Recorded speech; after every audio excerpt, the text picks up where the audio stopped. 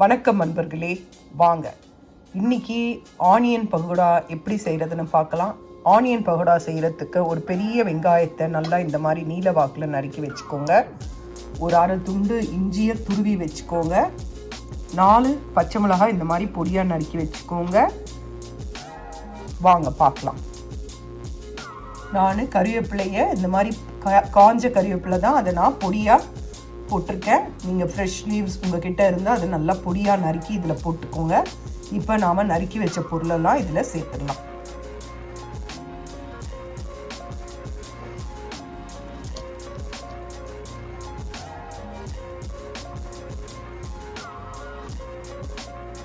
எல்லாத்தையும் இதில் கலந்தாச்சு. இப்போது நாம் கலந்தாச்சு. இதில் ஒரு 6லேருந்து 7 பல் பூண்டை நல்லா தட்டி இதில் சேர்த்துக்கோங்க. ஒரு 6 பல் பூண்டை நான் தட்டி வச்சுருக்கேங்க. இப்போ இதையும் நாம் அந்த வெங்காயத்தோட சேர்த்துடலாம். இந்த நறுக்கி வச்ச பொருளோட இப்போ 1 டீஸ்பூன் வெறும் மிளகாய்த்தூள், அரை டீஸ்பூன் கரம் மசாலா, 1 டீஸ்பூன் ஜீரகம், 1/4 டீஸ்பூன் மஞ்சள் பொடி, இதை நாம் இதில் சேர்த்துடலாம். அடுத்து வாங்க பார்க்கலாம். இப்போ நான் டேபிள் ஸ்பூனில் 1 டேபிள் ஸ்பூனில் 6 டேபிள் ஸ்பூன் கடலை மாவு எடுத்திருக்கேன். 3 டேபிள் ஸ்பூன் அரிசி மாவு எடுத்திருக்கேன். திரும்பியும் சொல்கிறேன், 6 டேபிள் ஸ்பூன் கடலை மாவு, 3 டேபிள் ஸ்பூன் அரிசி மாவு. இதை நாம் அதில் அப்படியே கலந்துடலாம். அதுக்கு பிறகு தேவையான அளவு உப்பு சேர்த்துக்கோங்க. இதில் நான் எடுத்து வச்சிருந்த மாவை சேர்த்துடுறேன். செய்யும்போது உப்பு சேர்த்து கலரி செய்யுங்க. இல்லைன்னா உப்பு சேர்த்து பிசைஞ்சு வச்சிங்கன்னா நீர்த்து போயிடும் வெங்காயம் இருக்கறனால. அதனால் வேணும்போது பிசைஞ்சுக்கோங்க உப்பு சேர்த்து. வாங்க உங்களுக்கு நான் காட்டுறேன். இதை நல்லா கையால் நல்லா கலந்து விட்டுக்கோங்க. நான் ஸ்பூனில் கலக்கிறேன். நல்லா கலந்து விட்ட பிறகு இதில் சூடாக 2 டேபிள் ஸ்பூன் எண்ணெய் விடுங்க. நல்லா பேனில் கொதிக்கிற எண்ணெயை, நம்ம இப்போ பகோடா செய்கிறதுக்கு எண்ணெய் வைப்போம் இல்லையா,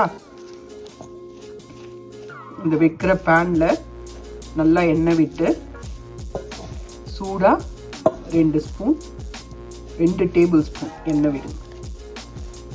அப்போ தான் நல்லா கரகரப்பாக இருக்கும். அதனால தான் சொல்கிறேன். 2 டேபிள் ஸ்பூன் ஆயில் இதில் விட்டுருங்க. பாருங்கள், இதே டேபிள் ஸ்பூன் தான்.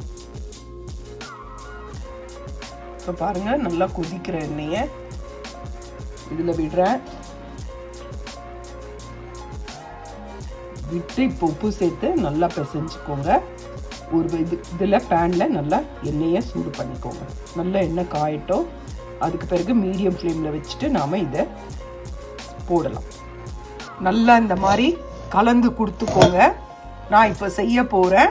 உங்களுக்கு இப்போ உப்பு கலந்துட்டு என்ன பண்ணணுன்றது சொல்கிறேன். இப்போ உப்பு நான் சேர்த்துட்டேங்க. இப்போ பாருங்கள், உடனே பாருங்கள் எப்படி உதிரியாக இருந்தது. இப்போது நல்லா பிடிமானம் வருது பாருங்கள். அவ்வளோதான். இதை நல்லா கலந்துட்டு நாம் எண்ணெய் காஞ்சதும் நம்ம அதில் உதிர்த்து இதை போடணும். 4 பக்கமும் நல்லா கலந்து கொடுத்துக்கோங்க. ஏன்னா உப்பு ஒரே இடத்துல இருக்க போது நல்லா நல்லா பிசைஞ்ச பிறகு நாம் கையில் இதை எடுத்து அப்படியே உதிர்த்து போடணும். நல்லா கிறிஸ்பியாக இருக்குங்க. ஈவினிங் டைமில் செஞ்சு பாருங்கள். பேனில் எண்ணெய் போட்டிருக்கேன். எண்ணெய் காஞ்ச பிறகு நாம் இதை உதிர்த்து போடலாம். இது இந்தியாவில் வாங்கின புது பேனு. பாருங்கள், நல்லா இருக்குங்களா? ஏன்னா எனக்கு ரொம்ப பழசாயிடுச்சு எல்லாம். அதனால் இந்தியா போயிருந்தேன். அப்போ நான் இது புதுசு வாங்கினேன். இப்போ இது எண்ணெய் காஞ்சதும் நான் இதில் உதிர்த்து போடுறேன். எண்ணெய் காஞ்சிடுச்சான்னு பார்க்குறதுக்கு கொஞ்சம் போட்டு பாருங்கள். பொரிஞ்சு மேலே எழும்பி வந்ததுன்னா காஞ்சிடுச்சுன்னு அர்த்தம்.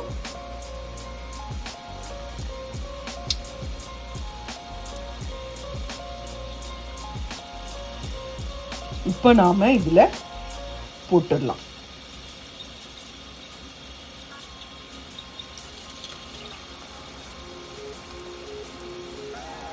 பாருங்கள், வேண்டி வந்து பாருங்கள். இப்போ நாம் பகோடாவை போட்டுடலாம். தண்ணியே தெளிக்கலைங்க பாருங்கள், ஒன்றோட ஒன்று தண்ணி தெளிக்காமையே ஒன்றோட ஒன்று சேர்ந்துடுச்சு. இந்த ஸ்டேஜில்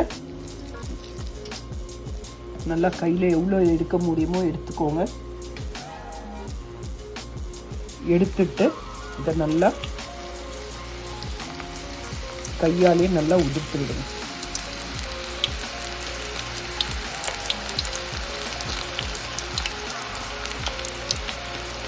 எண்ணெய் இருக்கிற அளவுக்கு மாவு பக்கோடா போடுங்க. அதிகமாக உதிர்க்கிறாரு. எவ்வளோ எண்ணெய் கொள்ளுமோ அந்த அளவுக்கு பக்கோடாவை நல்லா உதிர்த்து போடுங்க. மீடியம் ஃப்ளேமில் வச்சுக்கோங்க. நல்லா கிறிஸ்பியாக கரகரன்னு நல்லாயிருக்கும்.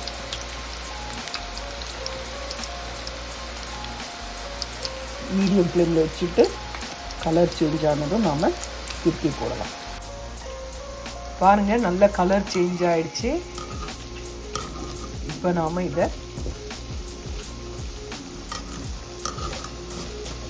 திருப்பி போடலாம்.